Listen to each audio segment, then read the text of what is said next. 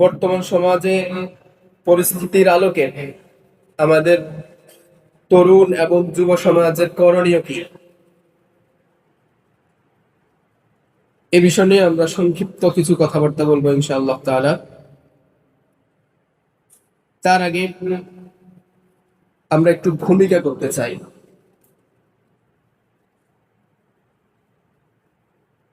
যুগে যুগে দিন, রাষ্ট্র এবং পৃথিবীর বুকে যারা মানুষের জন্য, সৃষ্টির জন্য এবং মানুষের অধিকারের জন্য, আল্লাহর দ্বীনের জন্য জীবন উৎসর্গ করার মাধ্যমে, নিজেদের কাজকর্মের মাধ্যমে ইতিহাসে জায়গা করে নিয়েছেন, তাদের অধিকাংশই তরুণ এবং যুবক ছিলেন।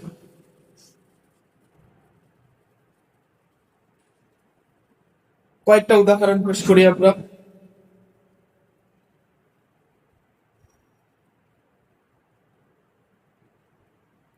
ভারতের সিন্ধু অর্থাৎ বর্তমান সময়ে যেটা পাকিস্তানের অংশ, ভারতবর্ষের এই অংশটা রাজা ছিলেন রাজা দাহির, এবং সে মুসলমানদের প্রতি খুবই ক্ষিপ্র ছিল। মুসলমান ব্যবসায়ীদের সম্পদ কেড়ে নিত, তাদের ব্যবসায়ী সফরে হামলা করত। তিনি একবার কিছু মুসলিম বণিকের ব্যবসায়ী কাফেলার উপরে হামলা করলেন এবং তাদের সম্পদ লুট করলেন। এ কারণে উমাইয়া খলিফাদের একজন খলিফা আল ওয়ালিদ, তিনি মুহাম্মদ বিন কাসেম রহমতুল্লাহ আলাইকে সেনাপতি করে অভিযান প্রেরণ করলেন। অভিযান পরিচালনায় মুহাম্মদ বিন কাসেম রাজা দাহিরকে পরাজিত করে ওই অঞ্চলটা মুসলমানদের করায়ত্ত করে নেন। আর এটা যখন তিনি করেছেন, মুহাম্মদ বিন কাসেম রাহিমাহুল্লাহ, তিনার বয়স ছিল তখন 17 বছর। অর্থাৎ মাত্র 17 বছর বয়সী তিনি মুসলমানদের জন্য একটা আলাদা রাষ্ট্র প্রতিষ্ঠা করতে সক্ষম হয়েছিলেন, একটা অঞ্চলে মুসলিম শাসন প্রতিষ্ঠা করতে সক্ষম হয়েছিলেন। এরপর তারেক বিন জিয়াদ 711 খ্রিস্টাব্দে তিনি স্পেন বিজয় করেছিলেন। তার হাত ধরে ইউরোপে ইসলামের বিজয়ের সূচনা হয়েছিল এবং এই বিজয় প্রায় 800 বছর পর্যন্ত স্থায়ী ছিল। তার হাত ধরেই ইউরোপের মানুষ সুস্থ একটা সভ্যতা পেয়েছে, একটা সংস্কৃতি পেয়েছে। তার এই বিজয়কে কেন্দ্র করেই সেখানে গড়ে উঠেছিল জ্ঞান বিজ্ঞানের চর্চা। এই তারেক বিন জিয়াদের হাত ধরেই ইউরোপে জ্ঞান বিজ্ঞান এবং সংস্কৃতির চর্চা শুরু হয়েছে। আর তিনি যখন স্পেন বিজয় করেছিলেন, তার বয়স ছিল 21 বছর। অর্থাৎ 21 বছর বয়সেই তারেক বিন জিয়াদ মুসলমানদের জন্য ইউরোপের রাস্তা খুলে দিয়েছিল। মোহাম্মদ আল ফাতেহ এই লিস্টের আরো একজন। 21 বছর বয়সে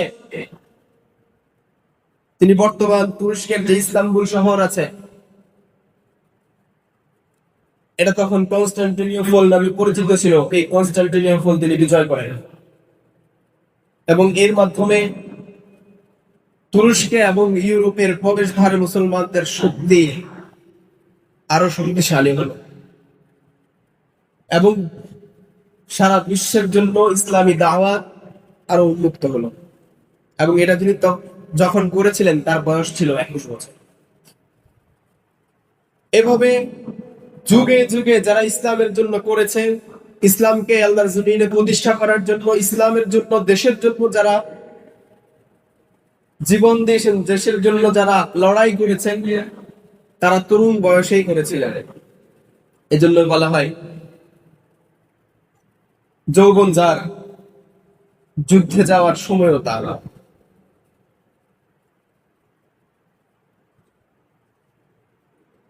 এখন কথা হচ্ছে এই বিষয়ে ইসলামের মেসেজ কি, আমাদের করণীয় সম্পর্কে ইসলাম কি বলে, মুসলিম পরিবারের সন্তান, মুসলিম যুবকদের, মুসলিম তরুণদের জন্য ইসলাম কি মেসেজ দেয়।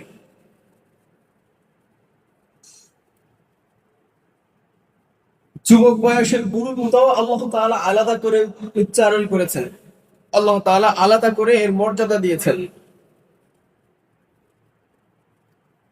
বিশ্বনবী সাল্লাল্লাহু আলাইহি ওয়াসাল্লাম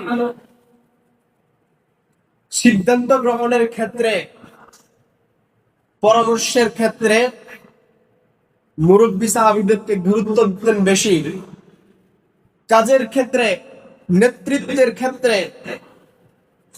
যুবকদেরকে প্রায়োরিটি দিতেন বেশি।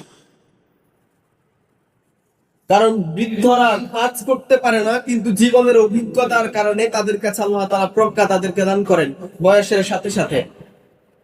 কিন্তু যুবকদের মধ্যে প্রজ্ঞা কম থাকলেও সঠিক গাইডলাইন পেলে তারা দুনিয়ার নাম পরিবর্তন করে দিতে পারে।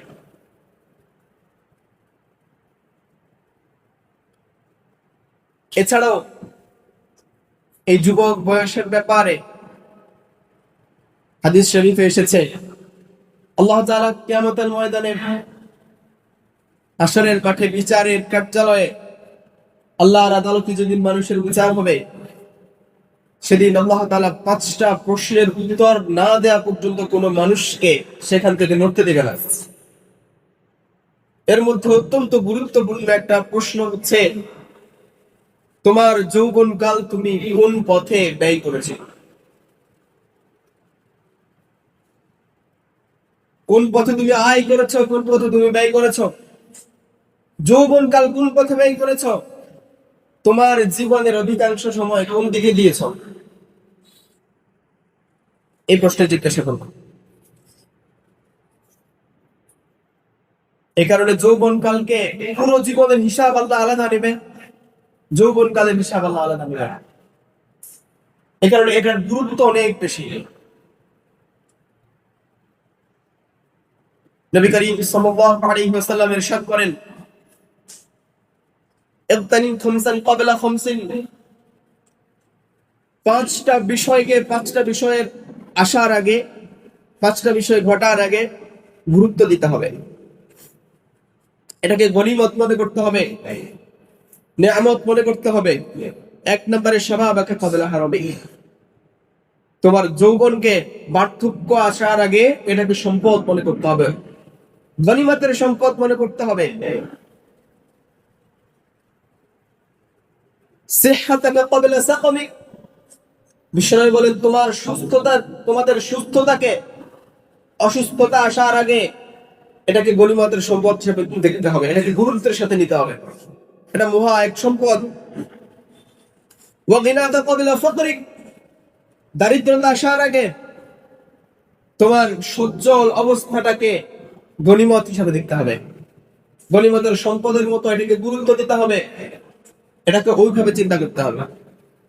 ওয়া ফারাগাকা ক্বাবলা শুগলিক, ব্যস্ততা আসার আগে তোমার অবসর সময়টাকে গনিমত মনে করতে হবে। ওয়া হায়াতাকা ক্বাবলা মাউতিক, সর্বশেষ কথা বিশ্বনবী বললেন 5 জিনিসের মধ্যে সর্বশেষ জিনিস হচ্ছে তোমার হায়াত থাকা অবস্থায় তুমি যে বেঁচে আছো, বেঁচে থাকাটাকে মৃত্যুর আগে এটাকে গনিমত মনে করতে হবে।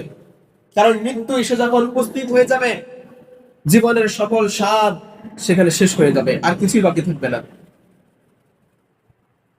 বিশ্বনবী সাল্লাল্লাহু আলাইহি ওয়াসাল্লাম বলতেন, মৃত্যুকে তোমরা অধিক পরিমাণে স্মরণ করো, বেশি বেশি মৃত্যুর কথা স্মরণ করো, কারণ মৃত্যু এই দুনিয়ার স্বাদ বিষাদ সব থেকে শেষ করে দেয়। দুনিয়ার লোভ স্বাদ সব কিছুকে এই মৃত্যু নস্যাৎ করে দেয়। এজন্য বিশ্বনবী বললেন, এই 5 জিনিসকে, অন্য 5 জিনিস আসার আগে, 5টা বিষয় তোমাদের সামনে উপস্থিত হওয়ার আগে এটাকে গনিমত মনে করতে হবে।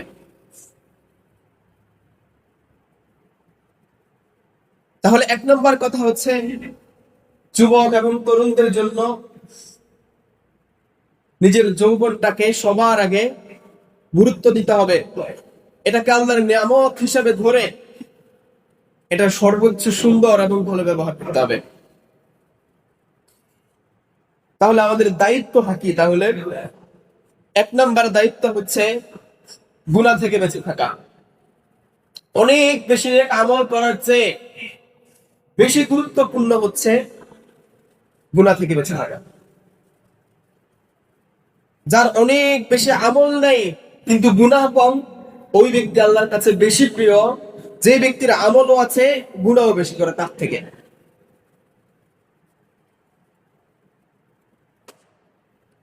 তাহলে আমল কম হলেও বাঁচার একটা প্রক্রিয়া হয়তো হয়ে যাবে, কিন্তু গুনাহ বেশি হলে বাঁচার প্রক্রিয়াটা সংকীর্ণ হয়ে যাবে। এজন্য গুনাহ ছেড়ে দেওয়া। নবী করিম সাল্লাল্লাহু আলাইহি ওয়াসাল্লাম বলেন, নাহাইতুকুম আনহু ফাজতানিবু, আমি তোমাদেরকে যেসব বিষয় করতে নিষেধ করি, যেসব কাজ করতে তোমাদেরকে নিষেধ করি, সেগুলো থেকে বেঁচে থাকো, অবশ্যই বিরত থাকো। ওয়ামা আমারতুকুম বিহি ফাফআলু মিনহু মাসতাতা'তুম, আমি যেসব কাজ, যেসব আমল তোমাদেরকে করতে বলি সেগুলো তোমরা তোমাদের সাধ্যমতো করতে থাকো। দেখেন, বিশ্বনবী সাল্লাল্লাহু আলাইহি ওয়াসাল্লাম 2 ব্যাপারে 2 রকম নির্দেশ দিয়েছিলেন। আমি যেগুলো নিষেধ করি সেগুলো থেকে বেঁচে থাকো, আর যেগুলো তোমাদেরকে আমি করতে বলি সেখানে তোমাদের সাধ্য অনুযায়ী করতে থাকো। বিশ্বনবী বলেন তাই সেগুলো সবকিছু করো, সাধ্য অনুযায়ী করতে বলেছে। অর্থাৎ কেউ যদি কোনো বিষয় যেগুলো ফরজ কিংবা ওয়াজিব বিধান নয়, এরকম বিধানগুলো যদি কেউ ছেড়েও দেয়, বিশ্বনবী সাল্লাল্লাহু আলাইহি ওয়াসাল্লাম এই ব্যাপারে কঠোর হন নাই,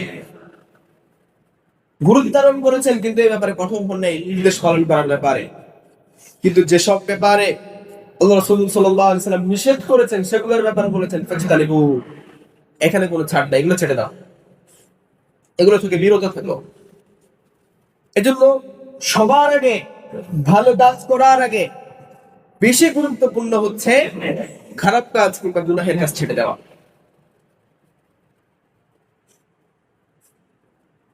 আমরা নিজের অজান্তেই নিজেদের অস্তিত্বকে দিন দিন ধ্বংস করে দিচ্ছি। আমরা কোনো ভালো কাজের সাথে নাই, কোনো প্রোডাক্টিভ কাজের সাথে নাই, সামাজিক কোনো একটা উন্নয়নমূলক সমাজের মানুষের কল্যাণে ব্যয় করার মতো সময় আমাদের নাই। আমরা আছি কি নিয়ে?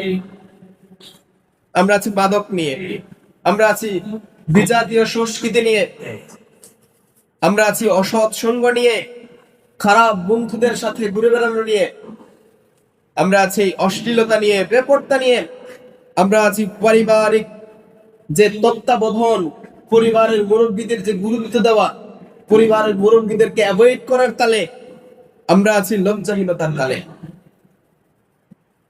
একটা সময় এমন ছিল যখন বাড়িতে টেলিভিশন চলতেছে, মুরব্বীরা বাড়িতে আসলে টেলিভিশন বন্ধ করে এক দৌড় দিয়ে যে যার কাজে লেগে যেত। সেই সময়টা এখন আর নাই। যেসব ঘরে টেলিভিশন আছে, এখন মুরব্বী নামাজ পড়ে গিয়ে বৌজিদের সাথে উনিও টেলিভিশনের সামনে বসে যান, অর্থাৎ লজ্জা উঠে যাচ্ছে। বিষ্ণু সাল্লাল্লাহু আলাইহি ওয়াসাল্লাম বলেছেন, আল হায়াউ শুবাতুম মিনাল ঈমান, ঈমানের অনেকগুলো শাখার মধ্যে একটা শাখা হচ্ছে লজ্জা থাকে। কারণ যার লজ্জা নাই সে যা ইচ্ছা করতে পারে, যা ইচ্ছা করতে পারে না। এই জন্য লজ্জাটা আমাদের এই প্রজন্মের, বিশেষ করে লজ্জাহীনতাটা এত বেড়ে গেছে, লজ্জাটা এত কমে গেছে যে এখন আর আগের মতো মুরব্বী দেখলে সম্মান করতে ইচ্ছা করে না। আমাদের যুবক ভাইরা হাফ প্যান্ট পরে ঘুরে বেড়ায়, এটা নাকি স্মার্টনেস? এটা স্মার্টনেস? অথচ এমন সময় ছিল ছেলেদেরকে মুসলমানি করানোর পরে লুঙ্গি ধরে হাঁটতে হয়, এই জন্য ঘর থেকে বের হইতে না লজ্জায়। এমন একটা সময় ছিল একটু বড় হয়ে গেলে ছেলে হাঁটুর উপরে কাপড় উঠে যায় কিনা এই লজ্জায় সে লুঙ্গি পরে ঘুমাইতো না, কারণ ওদের কাপ ঘুমাইলে তো লুঙ্গি তো হাঁটুর উপরে উঠে যাইতেই পারে। ঘরের ভিতরে এই লজ্জায় লুঙ্গি পরে ঘুমাইতো না বাচ্চারা, যে হাঁটুর উপরে কাপড় উঠে যেতে পারে, কেউ দেখে যেতে পারে আমার হাঁটু, আমার হাঁটু কেউ দেখে ফেলবে না, এই লজ্জায়। আর এখনকার যুবকরা স্মার্টনেস বানাইছে এটা, এই যে হাফ প্যান্ট পরে ঘুরে বেড়াবে, এটা স্মার্টনেস। এই ধরনের বিজাতীয় অপসংস্কৃতি গুলো আমাদের মধ্যে, আমাদের উপরে এমন ভাবে চেকে বসেছে যে এখান থেকে আমরা বের হইতে পারতেছি না, আমরা প্রোডাক্টিভ কিছু করতে পারতেছি না। আমরা আছি শুধু কে কি করতেছে তার স্টাইল ফলো করার দিকে। বিশ্বে কোন ধরনের নতুন স্টাইল আবিষ্কার হচ্ছে, একবার এক ধরনের স্টাইল আবিষ্কার হয়, একবার এমন টাইট ফিট জামা আবিষ্কার হয় যেগুলো মনে হয় না ভিতর থেকে ঢুকানো সম্ভব, এটা বাইরে থেকে লাগাই দেওয়া তারপর সিলাই দেয় এরকম মনে হয়। আবার এমন গোলা দেখতে বিদ্যুটে লাগে, এইদিকে ঝুলে পড়ে যায়, এইদিকে ঝুলে পড়ে যায়। আবার নতুন নতুন একবার এক একটা স্টাইল আসে, ছিঁড়া প্যান্ট পরে, এটাও স্টাইল, এটাও স্মার্টনেস। এজন্য যুবকদের স্মার্টনেস এর আইডল হতে পারেন মুহাম্মদুর রাসূলুল্লাহ সাল্লাল্লাহু আলাইহি ওয়াসাল্লাম। নবী করিম সাল্লাল্লাহু আলাইহি ওয়াসাল্লাম তিনি বাবরি চুল রাখতেন না, লম্বা চুল রাখতেন, ঘাড় পর্যন্ত, ঘাড় পর্যন্ত। আবার কখনো কখনো বিশ্বনবী চুলগুলোকে সমান করে ছোট করে ফেলেছেন, ছেঁচে ফেলেছেন, এরকমও হয়েছে। তবে জীবনে বেশিরভাগ সময় বিশ্বনবী চুল রাখতেন কাঁধ পর্যন্ত এবং ঘাড় পর্যন্ত।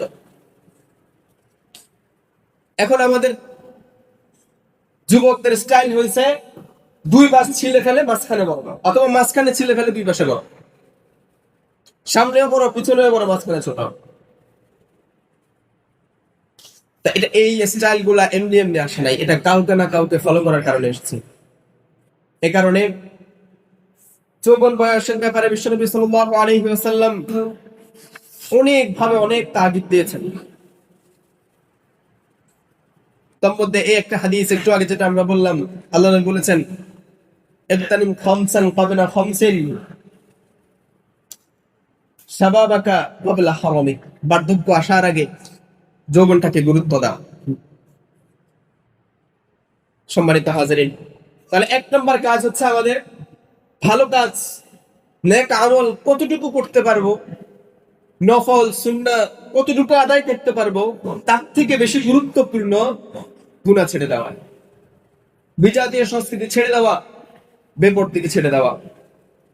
গুনাহ থেকে বেঁচে থাকার জন্য যা করা প্রয়োজন, গুনাহ থেকে বাঁচার জন্য যত ধরনের চেষ্টা করার প্রয়োজন সব ধরনের চেষ্টা করতে হবে।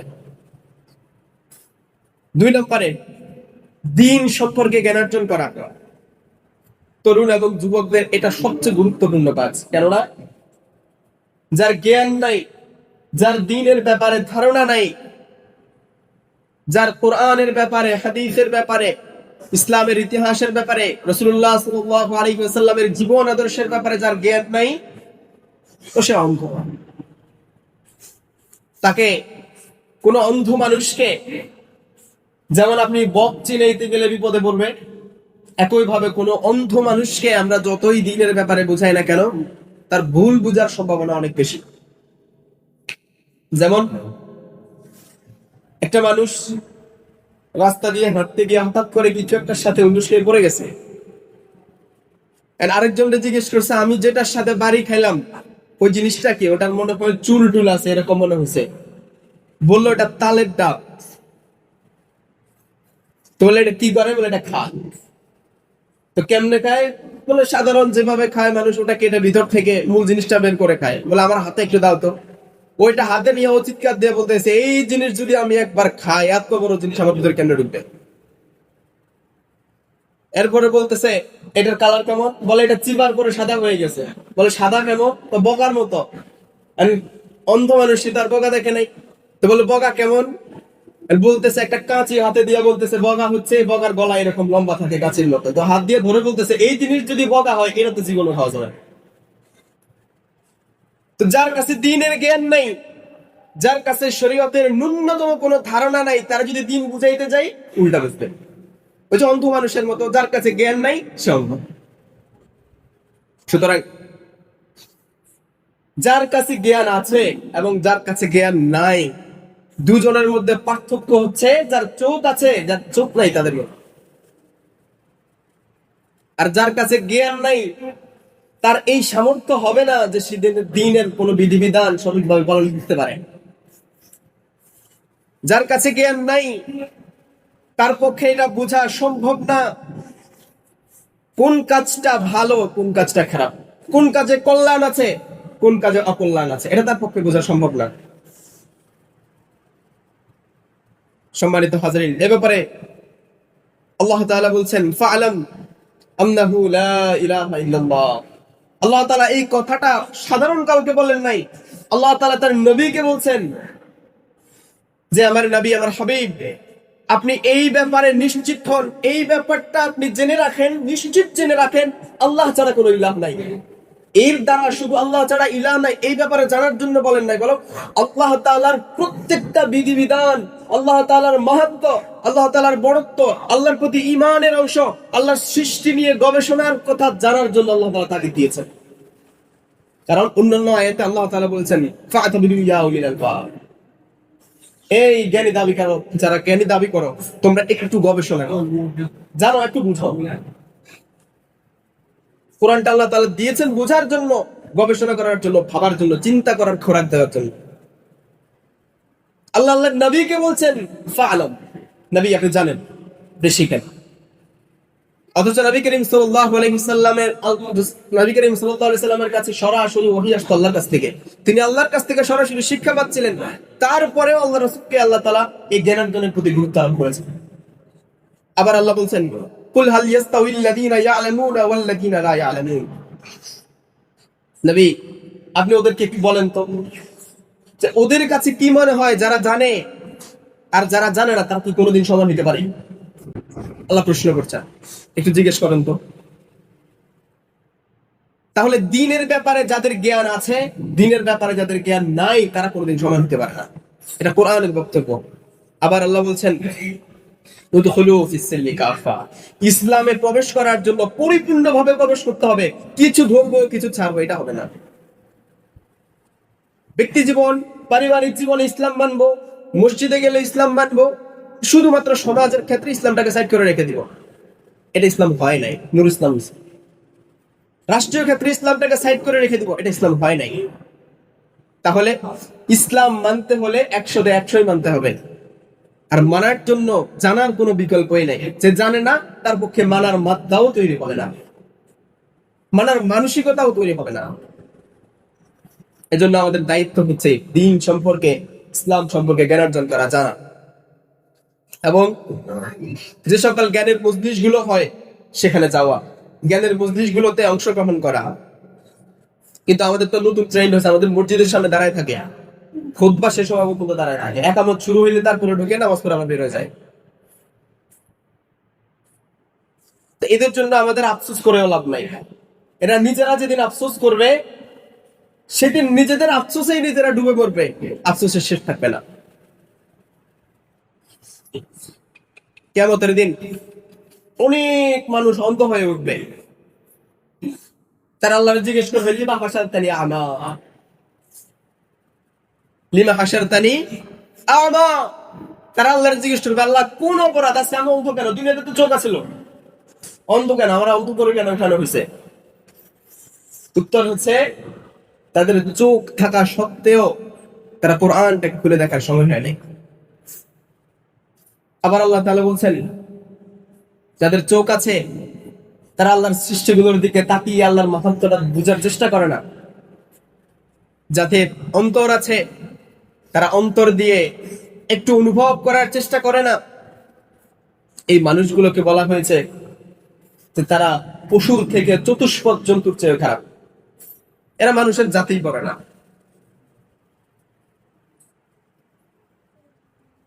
এদের ব্যাপারে উলামায়ে কেরামের বক্তব্য হচ্ছে, কোন কোন আলেম আলোচনায় বলেছেন এই মানুষগুলোর ব্যাপারে কি বক্তব্য, আল্লাহ এদেরকে কেন বানাইলেন? তার উপরে যারা দ্বীনের ব্যাপারে গাফেল, পৃথিবীর ধনী ধনী ব্যক্তিদের বেশিরভাগ সংখ্যা, পারলে প্রায় সব, কিছু কোচিন পার্থক্য ছাড়া বাকি পৃথিবীর সব ধনী মানুষ হচ্ছে অমুসলিম, কাফের। এটার পেছনে ঘটনা কি? তাদের প্রতি কি আল্লাহর আলাদা কোনো একটা কেয়ার আছে নাকি? যেখানে আল্লাহর প্রিয় বান্দারা অধিকাংশই গরিব, খুব কম সংখ্যক ধনী মানুষ আছে যারা আল্লাহর প্রিয় বান্দা হইতে পারছে, খুব কম সংখ্যক। সেটা ব্যাপারটা কি? তো ব্যাপারটা এমন যে জেলখানায় যারা কন্টেম সেলে আছে, কিছুক্ষণ পরে ফাঁসি হবে, কালকে ফাঁসি হবে, 2 মাস পরে ফাঁসি হবে, ওদের জন্য ভালো ভালো খাবারের আয়োজন করা হয়েছে। তো ফাঁসের সেলে একজন থেকে বলতেছে যে এদের জন্য এত বিএফি ব্যবস্থা, আমাদের অপরাধ কি? তো বলে তোদেরও খাবার দেওয়া হবে, তবে সেটা এখন না, যদি বলো তোর ফাঁসি হবে তো পরশুদিন, আগামী 3 দিন পরে ওদের ফাঁসি হবে, এই জন্য আজকে ওদেরকে ভালো ভালো খাবার দেওয়া হচ্ছে। তো তাহলে তোরা দিই, তাহলে বলবে জীবন আমার ভালো খাবার দরকার নয়, বাসি থাকি, এটাই ভালো। আবার যে পশুটাকে কোরবানি দেওয়া হবে, কোরবানির 3 মাস আগে ওই পশুটার জন্য এক্সট্রা কেয়ার নেওয়া হয় না, কারণ কিছুক্ষণ, এই কয়দিন পরেই তো এনে জবাই দেওয়া হবে। একই ভাবে আল্লাহ তাআলা এদেরকে পেলে পুষে মোটা করেন আল্লাহর জাহান্নামকে পূর্ণ করার জন্য। অন্যদিকে আল্লাহর প্রিয় বান্দাদেরকে আল্লাহ তাআলা কম দেন কেন? কারণ আল্লাহর প্রিয় বান্দারা যখন কম পায় তখন আল্লাহর ডাক দেয়। এটার উদাহরণ আমার আব্বু প্রায় আমাদেরকে মাঝে মধ্যে বলেন। বাড়িতে আমরা নরমালি আমাদের তালিম পাই রাতে ঈশার নামাজের পরে। আমার আব্বু মাঝে মধ্যে আমাদেরকে একটা গল্প বলেন যে একজন মালিক তার ময়না পাখি, সে ময়না পাখি পোষে, কথা বলানো শিখাইছে যে বাবা খাবার দাও, বা ভাই খাবার দাও, চাচা খাবার দাও, মা খাবার দাও, এরকম বিভিন্ন কথাবার্তা শিখাইছে। তো যখন তার ক্ষুধা লাগে তো তখন সে ডাক দেয়, মা বলে ডাক দেয় যে মা খাবার দাও, বা বাবা বলে ডাক দেয়, চাচা বলে ডাক দেয় যে খাবার দাও। তো সে খাবার দেয়, তো দেওয়ার সময় অল্প করে দেয়, অল্প একটু খায়, কিছুক্ষণ শান্ত থাকে, তা আবার ডাকে, আবার দেয় একটু করে। কারণ কি? কারণ যখন তার পোষা ময়না পাখিটা তাকে সুন্দর করে ডাকে, তার ভালো লাগে, তার মিষ্টি লাগে। তো এই জন্য সে পেট ভরে খাবার দেয় না। কেন? পেট ভরে খাবার দিলে সে ডাকবে না, কথা বলবে না, চুপ করে বসে থাকবে। একইভাবে আল্লাহর যারা প্রিয় বান্দা, তাদের যে কোনো প্রয়োজন হয়, তাদের যখনই কোনো জরুরত সামনে চলে আসে, সবার আগে তারা স্মরণ করে কাকে? এই জন্য আল্লাহ তাআলা তার প্রিয় বান্দাদেরকে দুনিয়াতে সম্পদ কম দেয়। যখন যা লাগে তারা আল্লাহর কাছে চায়, তারপর আল্লাহ অল্প অল্প করে দেয়। যাদের কিছুক্ষণ পর আল্লাহ আবার ডাকে, তাদের কিছুক্ষণ পর আবার ডাকে। এই জন্য আল্লাহ তাআলা বলছেন, বিশ্বনবী সাল্লাল্লাহু আলাইহি ওয়াসাল্লাম বলছেন, মাল্লাম ইয়াসআলিল্লাহ ইয়াগদাব আলাইহি। দুনিয়ার মানুষের খাইসিয়ত হচ্ছে তাদের কাছে যখন বারবার বারবার বারবার হাত পাতা হয় তারা বিরক্ত হয়। আর আল্লাহর কাছে যারা চায় না, যারা আল্লাহর কাছে হাত পাতে না, তাদের উপর আল্লাহ রাগ করে যে এই বান্দা আমার কাছে চায় না কেন?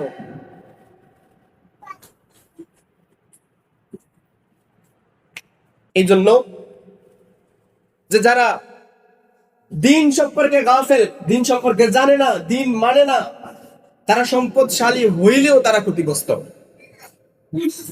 সম্মানিত হাজিরিন, সম্পদ আপনি অর্জন করতে পারবেন, আপনি ততটুকুনি রিজিক ভোগ করতে পারবেন যতটুকু আপনার জন্য লেখা হয়ে গেছে। একটা ফোঁটা পানি আপনার জন্য আপনার রিজিকে আছে, কিন্তু আপনি পাবেন না, হইতেই পারেন। দেখবেন অনেক সময় আমাদের এরকম হয়, কোনো মানুষ হুট করে দেখা গেছে অসুস্থ হয়ে গেছে। কিভাবে? ভাত খাইতে গিয়া ভাত এই পর্যন্ত যাওয়ার পরে আর নিচে নামে নাই, এখানে তার মৃত্যু হয়ে গেছে। আমরা কি বলি যে গলা ভাত আটকায় মারা গেছে। আসলে বিষয়টা কি এরকম? তার এটা রিজিকে তার ছিলই না, তার রিজিক ওই পর্যন্তই ছিল, একটা নিঃশ্বাস তার বাকি ছিল, ওই নিঃশ্বাসের ফাঁকে সে ভাতগুলো গলা পর্যন্ত নিছে। তার নিঃশ্বাসের রিজিক যে পর্যন্ত বরাদ্দ ছিল, শেষ অক্সিজেন, এতটুকুই তার বরাদ্দ ছিল, এটা শেষ। এরপরে সে আর কেমনে ভাতটা গিলবে? তার তো রিজিক এটা ছিল না, একটা নিঃশ্বাস তার রিজিকে বেশি ছিল না। তার জন্য যতটুকু বরাদ্দ ছিল আল্লাহ তাআলার সিদ্ধান্ত অনুযায়ী আজরাইল আলাইহিস সালাম তাকে গ্রহণ করে নিয়েছে। এজন্য সম্পদ আপনি অর্জন করতেই পারবেন, ভোগ আপনি ততটুকুই করবেন যতটুকু আল্লাহ আপনার জন্য নির্ধারণ করেছে। কিন্তু জ্ঞান অর্জনের ক্ষেত্রে জ্ঞান আপনাকে অর্জন করে নিতে হবে, এমনি এমনি জ্ঞান আসবে না। সুতরাং আমাদের দায়িত্ব হচ্ছে জ্ঞান অর্জনের প্রতি আগ্রহবান হওয়া, একটু আগ্রহী হওয়া। কারণ দিন পালন করতে গেলে আপনার জ্ঞান লাগবে, জ্ঞান নাই তো আপনার জন্য দিন পালন করা অত্যন্ত কঠিন। যে যেই দিকে বলবে আপনি ওই দিকে দৌড় দেবেন, আপনার মধ্যে কোনো ইস্তেকামত থাকবে না, আপনি কোনো একটা ভালো বিষয়ে সিদ্ধান্ত নিতে পারবেন না। এরপরে আসি, মসজিদের সাথে আমাদের তরুণদের যুবকদের সম্পর্কটা বাড়াইতে হবে। রাসূল করিম সাল্লাল্লাহু আলাইহি ওয়াসাল্লাম বলেন, সাবআতুন ইযিল্লুহুমুল্লাহু যিল্লা ইল্লা যিল্লিহি ইয়াওমা লা ইল্লা যিল্লাহ। এমন একটা দিন আসবে যেদিন আল্লাহর আরশের ছায়া ছাড়া আর কোনো ছায়া থাকবে না। মানুষ প্রচন্ড রোদে কষ্ট পাবে, কিন্তু 7 শ্রেণীর মানুষ সেদিন আল্লাহর ওই আরশের নিচে এয়ার কন্ডিশনের মধ্যে তারা মজায় থাকবে, আনন্দে থাকবে। এদের মধ্যে একদল হচ্ছে শাবুন নাশাআ ফি ইবাদাতি রাব্বিহি। এমন কিছু এক শ্রেণীর যুবক যারা তাদের যৌবন বয়সটা আল্লাহর জন্য উৎসর্গ করেছে, যৌবন বয়সটা আল্লাহর ইবাদতে কাটিয়ে দিয়েছে। আরো একদল হচ্ছে কলবুহু মুআল্লাকুম ফিল মাসাজিদ। এমন অন্তরওয়ালা কিছু মানুষ, এমন হৃদয়ওয়ালা কিছু মানুষ যাদের হৃদয় মসজিদের সাথে ঝুলে থাকে, তাদের হৃদয়ের সাথে মসজিদের সম্পর্ক ওতপ্রোত। এই দুই শ্রেণীর মানুষ, অর্থাৎ মসজিদের সাথে সম্পর্ক, আল্লাহর ইবাদতের সাথে সম্পর্কযুক্ত এই দুই শ্রেণীর মানুষ নিশ্চিত, এবং তারা আল্লাহর ছায়ায় থাকবে। একটা হিসাব। দ্বিতীয় হিসাব হচ্ছে যারা আল্লাহর ছায়ায় থাকবে, ওই আরশের নিচে যারা আল্লাহর ছায়ায় থাকবে, তারা এতটা আনন্দে থাকবে বাকিদের 500 বছরের এই অপেক্ষা এটাও তারা দেখবে না। লম্বা সময় ধরে বিচার চলতে থাকবে, এই সময়টাও তারা দেখবে না। মুহূর্তের মধ্যে তাদের সময়টা কেটে যাবে, এরপর আল্লাহ বলবে বিচার কার্য শেষ, তোমরা তোমাদের জায়গায় চলে যাও। সুবহানাল্লাহ। এজন্য এই মসজিদের সাথে আমাদের যুবকদের, তরুণদের সম্পর্ক বাড়াইতে হবে। এরপরে আত্মীয়তার সম্পর্ক, এটাকে কোনোভাবেই যেন ভাঙা না হয়, আত্মীয়দেরকে গুরুত্ব দিতে হবে, সৎসঙ্গী গ্রহণ করতে হবে। যাকে তাকে বন্ধু বানানো যাবে না, যাকে তাকে বন্ধু বানানো যাবে না। বন্ধু হওয়ার মাপকাঠি হবে এটা যে যার সাথে দ্বীনের সম্পর্ক আছে, যে টাকনুগিরার নিচে প্যান্ট পরে না, যে নামাজের সময় হয়ে গেলে হুন্ডাটার সামনে নিয়ে যায় না, যে কিনা খেলার মাঠে ন্যাংটা হয়ে নামে না, অন্তত পক্ষে নিজের সতর এটাকে ঢেকে তারপরে খেলতে নামে, তাদেরকে বন্ধু বানাইতে হবে। কোন মুসলমানের বন্ধু হাফ প্যান্ট পরে মানুষের সামনে নিজের সতর উলঙ্গ করে ঘুরে বেড়াবে, এটা হইতে পারে না। কারণ রাসূলুল্লাহ সাল্লাল্লাহু আলাইহি ওয়াসাল্লাম বলেছেন, কোন ব্যক্তি যদি কারো সম্পর্কে জানতে চায় সে কেমন, আর রাজুলু আলা দীনি খালিলিহি, একজন মানুষের চরিত্র কেমন, সে কেমন মানুষ, এটা যাচাই করার জন্য এতটুকু যথেষ্ট তার বন্ধুরা কেমন এটা দেখা, তাদের বন্ধুদের দিনদারিতা দেখা। ফালিয়ানজুর আহাদুকুম মাইয়ু খালিল, তার বন্ধু কারা ওইদিকে খেয়াল করো। একটা মানুষকে জাজ করার জন্য এতটুকু যথেষ্ট যে তার বন্ধু কারা, কাদের সাথে সে চলে, এতটুকু যদি জানতে পারেন তার চরিত্র সম্পর্কে আপনি মুক্ত হয়ে যাবে আপনার সামনে তার চরিত্র, এটা জানলে যথেষ্ট। আবার যারা জান্নাতি হতে চায় তাদের ব্যাপারে বিশ্বনবী বলছেন, মান আরাদা নাহওয়াতাল জান্নাতি ফালিয়ালজিম জামাআ। কোন ব্যক্তিকে জান্নাতি কিনা এই বিষয়ে যদি জানতে চাও তো সে কাদের সাথে বসে এই জিনিসটা দেখো। অর্থাৎ যে জান্নাতি পরিবেশে বসে, যে দিনদার মুত্তাকি বন্ধু গ্রহণ করে, তো ওই ব্যক্তির ব্যাপারে বিশ্বনবী সাল্লাল্লাহু আলাইহি ওয়াসাল্লাম বলছেন এই ব্যক্তির জান্নাতে যাওয়ার সম্ভাবনা অনেক বেশি। এরপরে শরীর চর্চায় আমাদের মনোযোগী হওয়া দরকার, কারণ আল্লাহ রাসূল সাল্লাল্লাহু আলাইহি ওয়াসাল্লাম বলেছেন, আল মুমিনুল কওয়ি খায়রুম মিনাল মুমিনিদ দাঈফ। মুমিনদের মধ্যে যারা শারীরিকভাবে দুর্বল তাদের থেকে যারা শারীরিকভাবে সবল এবং শক্তিশালী তারা আমার কাছে বেশি প্রিয়। কারণ দুর্বলরা সর্বোচ্চ ব্যক্তি জীবন, পরিবার জীবনে তারা আল্লাহর হুকুমকে বাস্তবায়ন করতে পারবে, কিন্তু যারা শক্তিশালী তারা দুনিয়া জুড়ে আল্লাহর দ্বীনকে প্রচার করতে পারবে। এছাড়াও আরো একটা গুরুত্বপূর্ণ কাজ হচ্ছে দাওয়াতি কাজ করা, অর্থাৎ ভালো কাজের প্রতি মানুষকে আহ্বান করা, মন্দ কাজ থেকে মানুষকে নিরুৎসাহিত করা। আল্লাহ তাআলা বলেন, ওয়ামান আহসানু কাওলাম মিম্মান দাআ ইলাল্লাহি ওয়া আমিলা সালিহান ওয়া ক্বালা ইন্নানি মিনাল মুসলিমিন। এখানে এই আয়াতটা এটা নিয়ে আলাদা একদিন কথা বলা উচিত। এখানে আল্লাহ তাআলা বলছেন, তার কথার চাইতে আর কার কথা এত উত্তম হবে যে কিনা মানুষকে আল্লাহর দিকে ডাকে, যে কিনা মানুষকে আল্লাহর কথা বলে, তার কথার চাইতে আর কারো কথা উত্তম হইতে পারে না। এবং যে কিনা নেকের কাজ করে, ভালো আমল করে এবং নিজেকে মুসলিম হিসাবে গর্বের সাথে এটা প্রকাশ করে যে ইন্নানি মুসলিম, নিশ্চয় আমি একজন মুসলমান। এই আত্মপরিচয় যারা সামনে আনতে ভালোবাসে, এটা যাদের পরিচয়, তাদের ব্যাপারে আল্লাহ তাআলা বলছে ওই মানুষের চাইতে উত্তম আর কোনো মানুষ নাই, তার কথার সাথে উত্তম আর কোনো কথা নাই। এজন্য আমাদের দাওয়াতের যে মেজাজ, এটা আমাদের ঠিক করতে হবে। আমরা যেখানেই যাই দ্বীনের দাওয়াত আমরা চালু রাখতে পারি। এমনকি যারা বিদেশে যাই, অনেক সময় অমুসলিম মানুষের সাথে, অমুসলিম সহকর্মীদের সাথে আমাদের ভাইদের কাজ করতে হয়। আপনারাও সেখানে দ্বীনের কাজ করতে পারেন। দ্বীনের ব্যাপারে আপনি আপনার দ্বীনটাকে উৎসাহের সাথে আপনি পালন করেন, এটা আপনার জন্য অপর ভাইয়ের প্রতি দ্বীনের মেসেজ, দ্বীনের দাওয়াত। সম্মানিত হাজিরিন, তাহলে আমরা যারা যুবক, আমরা যারা তরুণ, আমাদের অনেক কিছু করার আছে এই সমাজের জন্য, এই দেশের জন্য এবং দ্বীনের জন্য। আমরা যদি দ্বীন কায়েমের জন্য, দ্বীন প্রতিষ্ঠার জন্য আমরা যদি আগাই, আমরা যদি নিজেদেরকে প্রস্তুত করি, তো সেক্ষেত্রে আমরা লাভবান হয়ে যাব। আর যদি আমি দ্বীন থেকে দূরে থাকি, আমি যদি দ্বীনের কাজগুলো থেকে দূরে থাকতে চাই, দূরে থাকি, সেক্ষেত্রে দ্বীন একদিন আল্লাহ তাআলা প্রতিষ্ঠিত করাবেন কারো না কারো মাধ্যমে, বরং আমি ক্ষতিগ্রস্ত হয়ে যাব। আল্লাহ আমাদেরকে দ্বীনের সাথে থাকার তৌফিক এনায়েত করেন। এবং যে কথাগুলো বললাম এখান থেকে সহিহ কথাগুলো সবার আগে আল্লাহ তাআলা আমাকে আমল করার তৌফিক দেন। আমাদের সবাইকে কথাগুলো আন্তরিকতার সাথে আমল করার তৌফিক দেন, পড়ি আমিন।